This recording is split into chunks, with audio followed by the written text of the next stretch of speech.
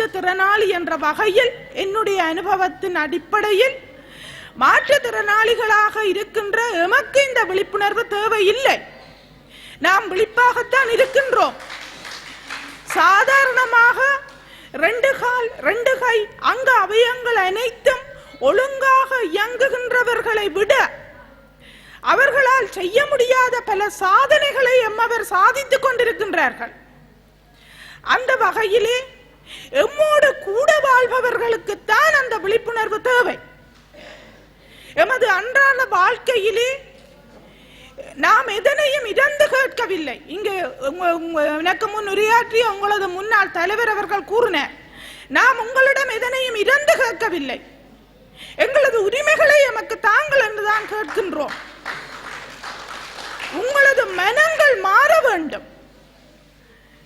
போக்குவரத்திலே பஸ்ஸிலே மாற்றுத்திறனாளிகளுக்கென்று ஒரு சீட்டை ஒதுக்கி வைத்திருக்கின்றார்கள்.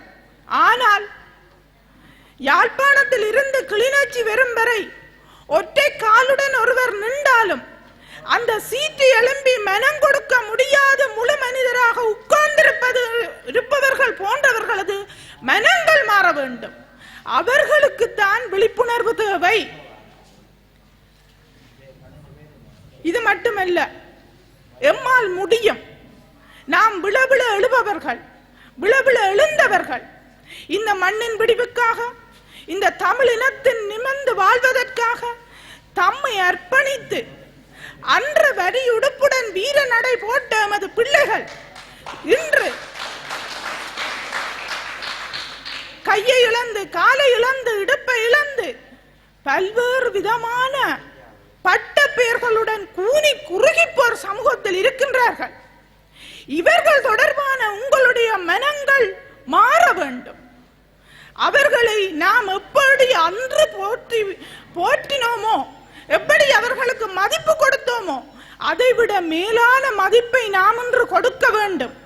அப்பொழுதுதான் இந்த சர்வதேச மாற்று வலுவுள்ளோர் தினம் பெருமதி வாய்ந்ததாக அமையும். இதனை விட இந்த கொடிய யுத்தத்தின் காரணமாக மாற்று வலுவுள்ளோர், மாற்று ஆற்றல் உள்ளோர் என்பதை விட நான் எனக்குள் உச்சரித்துக் கொண்டிருக்கின்ற ஒரு சொல் சிறப்பாற்றலுடையோர். ஆம், நாங்கள் மற்றவர்களை விட, சாதாரணமானவர்களை விட பல சிறப்பு ஆற்றல்களை கொண்டிருக்கின்றோம். அந்த குடும்பங்களது வாழ்வை மேம்படுத்துகின்ற வகையில் பல்வேறு விதமான திட்டங்கள் விசேடமாக முன்னெடுக்கப்பட வேண்டும். உதாரணமாக மாவட்ட சமூக சேவை உத்தியோகத்தர் அவர்கள் இங்கு பல பயிற்சி நெறிகளை பற்றி குறிப்பிட்டார். நான் இங்கு இந்த நிகழ்விலே ஒரு செய்தியை கூறி செல்ல விரும்புகின்றேன். இந்த பயிற்சிகள் தொடர்பாக, இந்த பயிற்சியிலே பயிற்சி பெற்று வெளியூரியர் தொடர்பாக அவர்கள் சார்பாக இந்த ஏனையன் வீதியிலே ஒரு தொழில் பேட்டை அமைக்கப்பட வேண்டும். அந்த தொழிற்பேட்டையானது ஒரு பல்பொருள் உற்பத்தி நிலையமாக இருக்க வேண்டும். எமது பிள்ளைகள் தங்களுடைய உடல் நிலைக்கு ஏற்ற வகையிலே செய்யக்கூடிய தொழில்களுக்கு அவர்கள் தொழில்களை உருவாக்கி அவர்களுக்கு தொழில் வாய்ப்புகளை கொடுத்து அவர்கள் சுயமாக உழைக்கக்கூடிய ஒரு நிலையை உருவாக்க வேண்டும். இரண்டாவதாக, எமது பிள்ளைகளின் கல்வியிலே நாம் முழு மூச்சாக அக்கறை செலுத்த வேண்டும். ஒரு மாற்று உள்ளவரது சேவையை அல்லது அவரது தேவையை அறிவது என்பதற்கு அப்பால் அவரது பிள்ளையை நாம் முழுமையாக கவனம் செலுத்தி அவரை ஒரு கல்விமானாக அல்லது அவர் தானாக சுயமாக உழைப்பவராக உருவாக்க வேண்டிய ஒரு தேவை இருக்கின்றது. அப்பொழுதுதான் ஒரு நிலைபெறான கவனிப்பை அந்த மாற்றுவலு உள்ளோரது குடும்பத்தில் நாம் செலுத்தியவர்களாக மாறுவோம். இதனை விட எம்மை பகடைக்காய்களாக வெற்று யாரும் உழைப்பதை நாம் அனுமதிக்க முடியாது. இன்று அது இந்த யுத்தத்தின் பின் தொடர்ந்து நடைபெற்று வருவது மிகவும் வேதனைக்குரிய ஒரு விடயமாகும். அது தனிப்பட்ட முறையிலாக இருக்கலாம், நிறுவன கட்டமைப்புகளாக இருக்கலாம், கிடைக்கின்ற நிதிகளை சரியான முறையில் பெற்றுக்கொள்வதும் அதற்கு சரியான முறையில் கணக்கு காட்டுவதும் என்ற ஒரு நிலைமை உருவாக வேண்டும். புலம்பெயர் உறவுகள் மேல் அவர்கள் பல்லாயிரம் மைல்களுக்கு அப்பால் வாழ்ந்தாலும் தங்களுடைய மூச்சையும் பேச்சையும் எம்மேல் கவனம் செலுத்தி பல்வேறு விதமான உதவிகளை செய்து கொண்டிருக்கின்றார்கள்.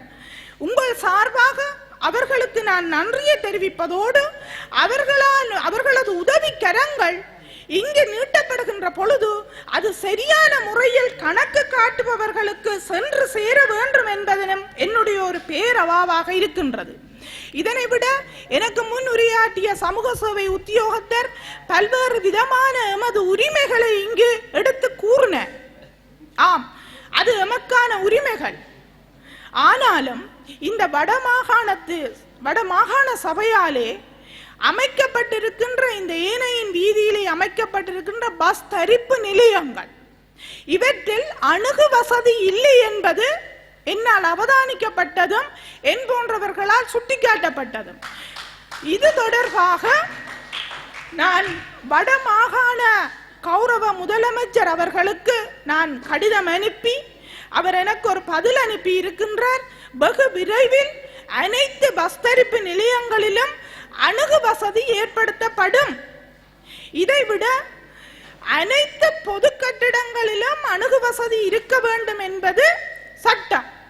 ஆனால் இன்று இந்த வங்கி சேவையை பெற்றுக்கொள்கின்ற பொழுது எம்மால் பாவிக்கப்படும் அந்த ஏடிஎம் கார்டினை ஒரு சக்கர நாற்காலியை பயன்படுத்துபவர் அந்த கார்டினை பயன்படுத்த முடியாது. ஏனென்றால் அந்த சக்கர நாற்காலி உட்புகக்கூடிய முறையிலே அகலமாக கதவு அமைக்கப்படவில்லை. இந்த வகையில் இந்த உரிமை எங்கமது உரிமை எமக்கு மறுக்கப்படுகின்றது.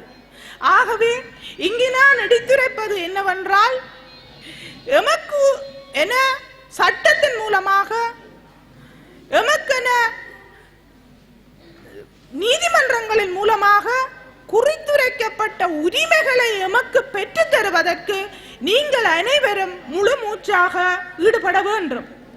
இதனை விட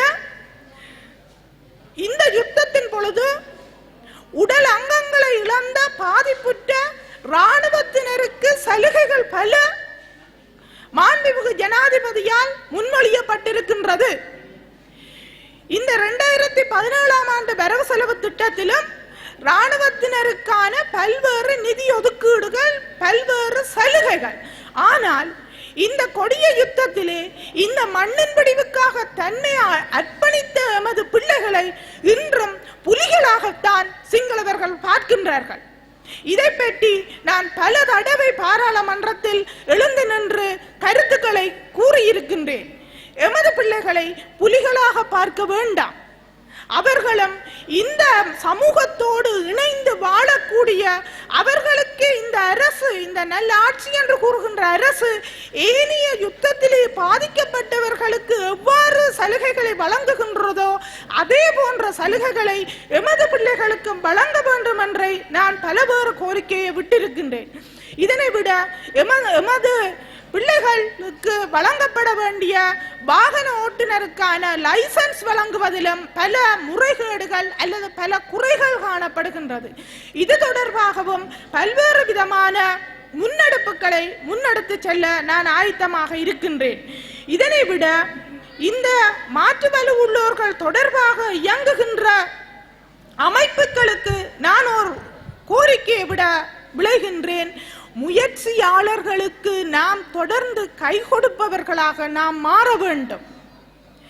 இந்த 7 வருடத்தில் நான் கண்டுகொண்ட ஒரு பாடம், உதவிகளை கொடுக்க இல்லை என்று கூறிவிட்டு வெறுங்கையோடு நிற்பவர் யாரோ அவருக்கு திரும்ப திரும்ப கொடுக்கின்ற இந்த நிலை மாற வேண்டும். 5 கோழி குஞ்சை கொடுக்க இன்று 15ஆக வைத்திருப்பவரை, ஒரு பால் மாடு கொடுக்க 2 பால் மாடாக பெருக்கி வைத்திருப்பவருக்கு இன்னும் உதவிக்கரம் நீட்டுபவர்களாக நாம் மாற வேண்டும். இதனை விடுத்து வெறுங்கையோடு இருப்பவருக்கு நாம் தொடர்ந்து உதவி செய்து கொண்டிருப்போமானால் தொடர்ந்து எமது பிரதேசங்கள் பாதிக்கப்பட்ட பிரதேசமாகவும் தொடர்ந்து நாம் யாரிடமும் கையேந்துகின்றவர்களாகவும் இருக்கக்கூடாது. நாம் முயற்சியாளர்களாக நாமே முயற்சி செய்து உழைப்பவர்களாக வருமானத்தை தேடிக்கொள்பவர்களாக நாம் ஆக வேண்டும்.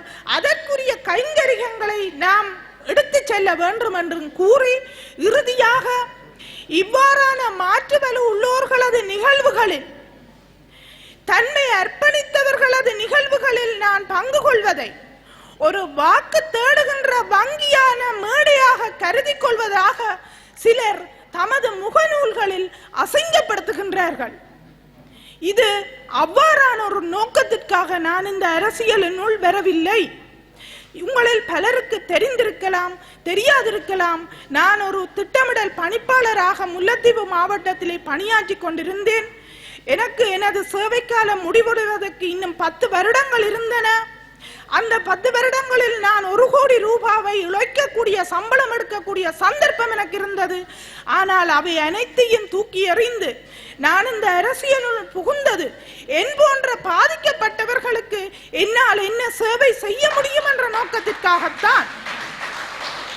ஆகவே தயவு செய்து இந்த அர்ப்பணிப்பான சேவையை அசிங்கப்படுத்துவதை தவிர்த்து கொள்ள வேண்டும் என்று கேட்டு நிறைவு செய்கின்றேன். நன்றி.